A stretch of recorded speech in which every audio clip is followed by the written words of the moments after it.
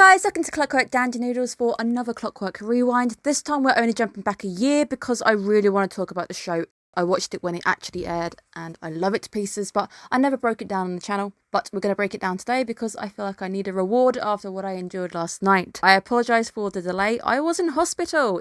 Oddly enough, it was actually really quick. Called 111 and then they arranged a time and I was in and out pretty fast. I could have probably done the video, but I really couldn't see the screen. So the issue was that my eye got really messed up. I can see better now and I've got a lot of medication to take, but I couldn't have seen the screen. I wouldn't have been able to do any editing. So I had to take a night out. I can see a little bit better. I'm really hoping my eye fixes before I fly. I fly to Madrid in about 4 days time. I've been given the don't do the makeup thing for a week. But I need to wear makeup in a week, so we're going to have to see how quick I can get on the mend. We're going to go through Cyberpunk Edgerunners today, just because I love the show anyway. Clockwork Rewind doesn't have to be about the oldest shows in the world, it's just about shows that I've not had a chance to break down on the channel. This is a show that I really want to talk about. It got Anime of the Year, so we already know it's a really good show. Mal's score is 8.6, my score was a 9. It came out 2022, last year. I've even gone to the point, just to chill out, I watched a guy break down all of the history of the timeline of Cyberpunk, and even including Edgerunners into the mix, because I think Edgerunners happens a few years prior to the current game that's out being modded. I still really want to cosplay Lucy, even though my namesake is Rebecca, and we all know Rebecca is best girl. I'm gonna have to cosplay Lucy because I just think I could pull her off just a little bit better. Enough about that, we're going to get straight into this because there is so much going on. Just make sure you guys are subscribed. The end of season going out on the 25th. When I return, it's going to be a very long day. We essentially have Zon 100 mucking the channel around a little bit because it's supposed to be out today. There's supposed to be a Zon 100 breakdown, but it just hasn't shown up. One more episode of Undead Girl Fast. That will be done hopefully on Wednesday, but I'm going to do a very late night before I have to go to the airport at 6 in the morning. Undead Girl will be the last thing we do in the channel. We'll just have Zon 100 outstanding and one Clockwork Rewind. Let's get straight to it. A very cold open, and the first 3.5 minutes sets the scene. The music board is there and you don't really know what's going on. It welcomes you to the world of Cyberpunk, welcomes you to the world of a cyber psychosis. The soundtrack I love. I have the soundtrack. I have learnt the words to quite a few of the songs. The OP obviously is Franz Ferdinand's Fire, which is very rare for us to know a song which is in an anime and you're like, oh, I actually know this song before it even came out. The anime made that song popular again because the song wasn't new. Franz Ferdinand has had it for a little while. Put it on this and suddenly it was bumped back into the charts. It's a really good song. I like it. I don't particularly like Franz Ferdinand. The first 3.5 minutes we could talk about in depth, but we're not going to because I don't have the time to do so. Really cold open where you get that neon landscape, the neon colours going on, that anything that you think of when you say Cyberpunk, you think reds, those blues, those pinks, all that advertising that floats around in the sky, built up futuristic but also very run down. When it comes to Cyberpunk, it's both run down and futuristic at the same time because Night City encompasses a large district around it. I watched a guy breaking down all of the districts. It's amazing how one will probably see you killed in a day, and then if you're in a rich area you're probably likely to not die for quite some time and actually live a decent life. All districts that you can follow and explore in the game. I wish my computer would allow me to run it. But my laptop is a modded lap. It's a really, really good lap. I don't actually have a desktop. I am working with what I can at the moment. I'm always marveling at the fact that I put out anything on YouTube because I don't really have a lot to go with, and you guys probably know that I don't have the best setup. Even the bare minimum of their tech still makes us look miles behind everything. It's still weird to think that we're eventually going to go into stuff like that, which will be kind of realistic. Got a lot of radio chatter. There's no real words spoken in this opening section. It's just a soundboard of gunfire, screaming. They're dealing with a psychosis case, and you can see them surrounding this guy.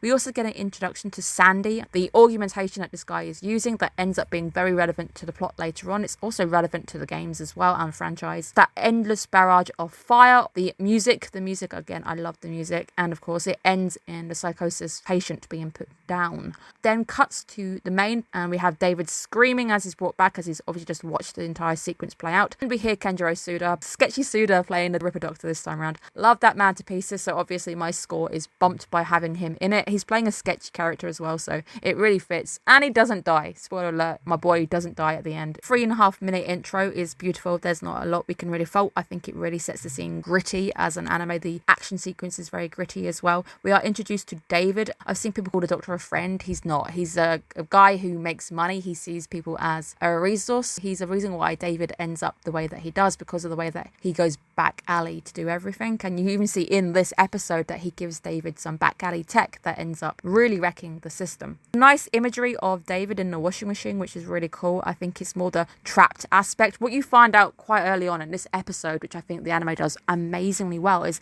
David has no money, but David is also trapped within a life that he doesn't feel connected to. We obviously meet his mum, and she's the one who really wants David to excel in this world. She had a crap upbringing, and she knows that this world is harsh. She doesn't want him to see him falling into any of the gangs that inhabit Night City. She's trying to work her arse off to actually get him into a very good school. Give him a chance, despite the fact that she knows it's probably impossible for him to ever fit in. It's just a really nice link to the cold open, because you also see David's, oh mum, you're on the TV, at that crime scene we just saw open. She obviously dealt with the aftermath of the bodies, and as she says, it's not cool. It was just a bloodbath. Friction between them, but you can see they love each other, because she really wants to do her best for her son. She's a proud single parent who really loves her son. David's trying to push against that because he doesn't like the world that he's been forced into. He feels almost like he has to go to school because it makes his mum proud. You do see later in the argument where he's trying to say, I want to go work. As soon as she starts to cry, as soon as she says, well, what am I working for? What have I been busting my gut for daily? Gets him to just say, okay, fine, I'm just going to leave it be. I'm going to continue what it is. They mean a lot to each other because they really are all they've got. David feels really trapped in the lifestyle that he has. David's walk to school is just a fantastic world builder, because you get to see him walking through the vast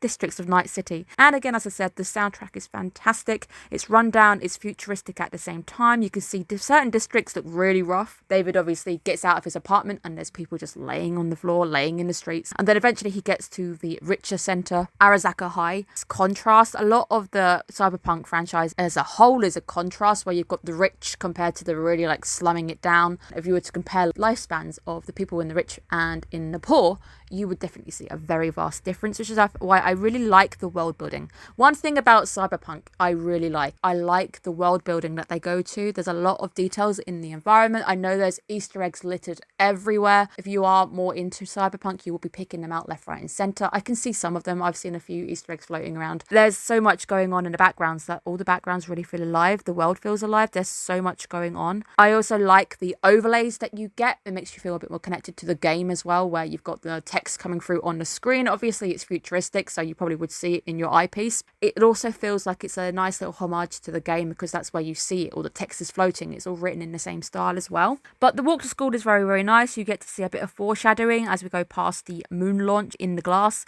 Nice bit of foreshadowing for a later sequence. We get to see some very nice small details as David is simply just seen tapping his foot. And you see this getting worse and worse and worse this episode. I feel like him being tapping his foot whilst everybody else's feet are nice and calm, ready to go and cross at the sidewalk. David is anxious. He can't stand still. And his mum even picks it up in the car where they're arguing. And she says, can't you just sit still for 5 minutes? Hints that he just is frustrated at his life, or whether there's something a bit more going on there as well. It's just a very nice little glimpse at David as a character who can't sit still. Everything starts to build occasionally. There's a few sequences where you see him taking the bullying and it gets worse and worse and worse, and you can see his legs start to move continuously, where it goes from just a simple foot tap to an entire leg tap. Just something small like that, the amazing lengths that the studio went to. This is one of those animes that I fully support getting Anime of the Year, because it really is best newcomer. Thought there was so much to it. I loved the soundboard as well. I learnt to sing Let You Down. I also learnt to sing Your House as well, so it was really fun. There's a lot I've taken away from the show as a whole. A little brief sequence at the crime scene that opened where you get a smile on his face because he's obviously proud of his mum. You know that David, as much as they argue, he is still proud of his mum and what she'd done. He was very excited to see her on the screen, which made him very proud, despite the fact that she was clearing up a body. We get our first glimpse very briefly of Lucy, just the hair and then the back of her, and that is it. Obviously, you see David is compelled to run after her because she is so unique. That's all you get of Lucy this episode, but she is introduced in the first episode because she is very important to the plot. David's school life, you can see immediately he just doesn't fit in. He's picked out on for not having the correct uniform, which obviously links to the earlier sequence. His mum not paying the electricity bill and his uniform getting stuck in the wash so it was wet. And you can see the rest of his class just disliking him immediately. He doesn't fit in, he has no money. You can also see the AI teaching as well, whether this is a nice little hint at the future coming our way. The sequence with David and older software being brought up to be compatible with the new software. Initially, I wanted to say it showed his resourcefulness, but obviously it ends up breaking the system. I think without the doctor's interference, we can still see he's a very resourceful gentleman who's able to make old software connect to a very expensive system that he just can't afford.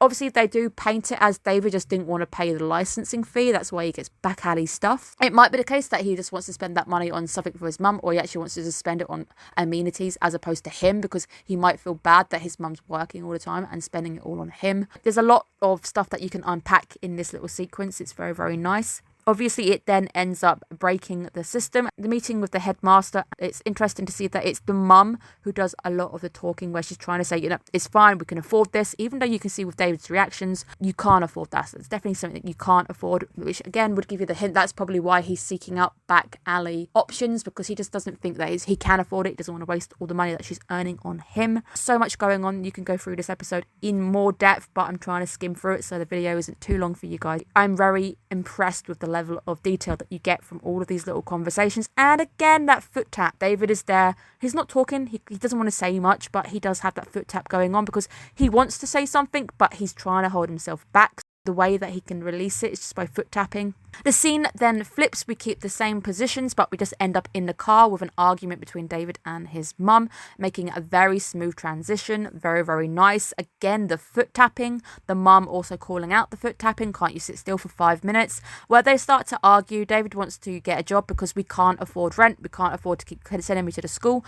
You don't understand. I don't fit in. I really don't like it. But obviously she then breaks down and goes emotional. That ends up putting an end to the argument because he sees how emotional she is and he decides that, okay, fine, I'll just stop. Even though you could probably fault her for not listening to her son, the fact that he just doesn't feel like he fits in and he hates it. You can see that she really just wants to push for the best opportunity. Whether there is a different school he could have attended, maybe not as rich and affluent. I don't really know that much about the law of Night City, but there probably is something that could have been done. Sadly, this sequence ends up turning quite quickly from an argument into an ambush, and it's very last minute that you notice the guys with the guns pulling up alongside the car, and it ends up causing an absolute nightmare as both David and his mum are attacked. There are some people on the road ahead that get really messed up, and it turns into an emotional scene, into an absolutely devastating scene. You get to see how cold and mechanical and businesslike Night City really is.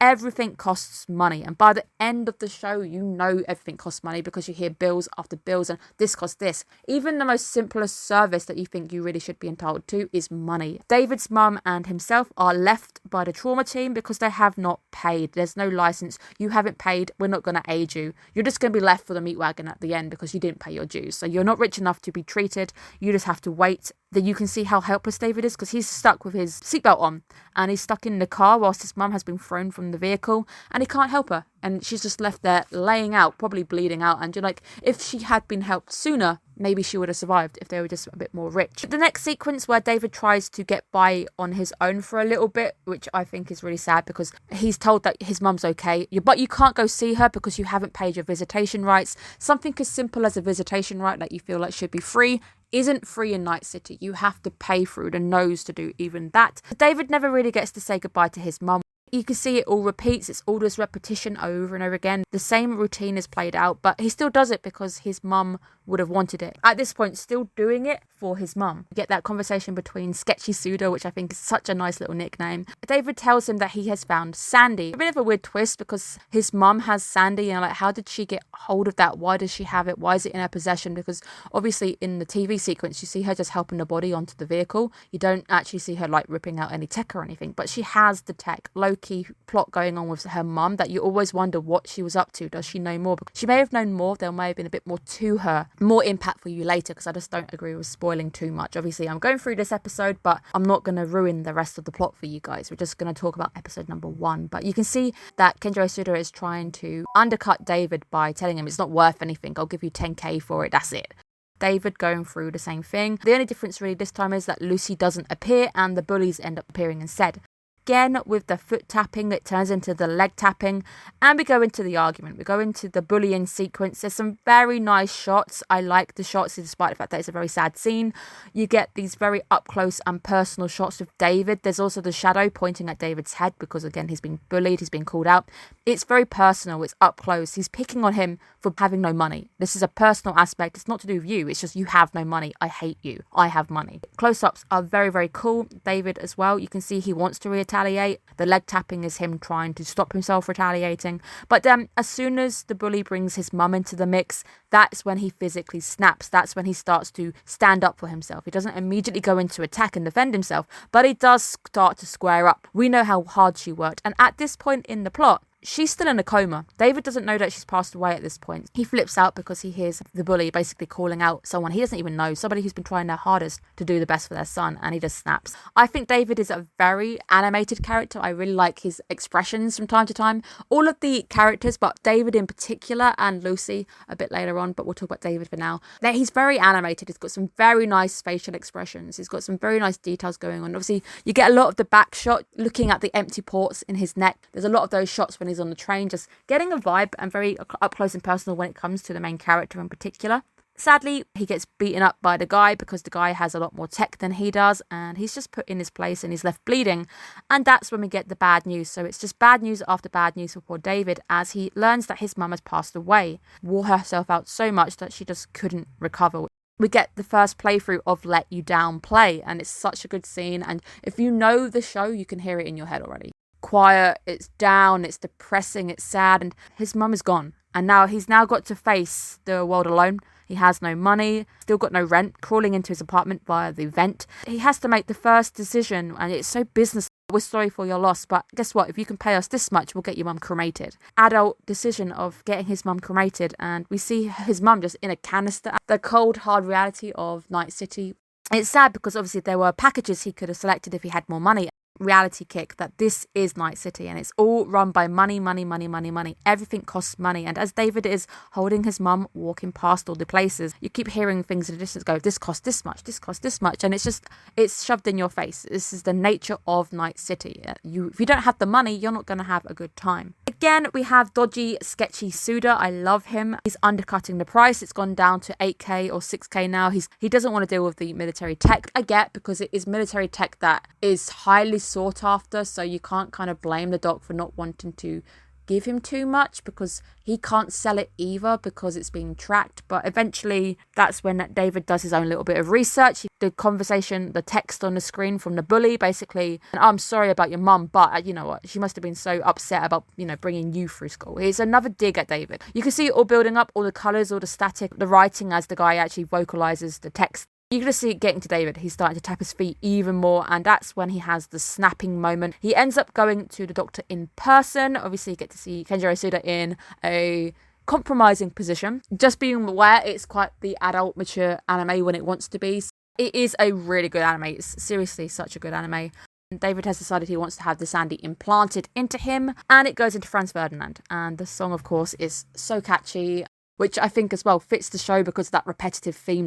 Fully recommend the show. Obviously, most people by this point have seen it. I'm probably talking to a crowd of converted already, but if for some reason you did miss it, go and check it out. If you like the game, go check it out 100%. It might be one of those gateway animes that if you've got a friend who doesn't like anime but likes this actual game, you can probably get them to watch it. It's probably a gateway anime for them. I fully recommend the show. I think there are a lot of very good scenes. It's actually quite short. I think it's like 10 episodes, but every episode is a masterpiece. 9 out of 10s for me. I love it to pieces, and I really do hope that at some point I can organise Lucy and try and do a cyberpunky type shoot, because I'd like the colours and the neon in the filters. So we'll see where that goes. Fully recommend this one, and I'm glad that I get to talk to you guys again. Sorry for the delay. I hopefully will be back on the mend.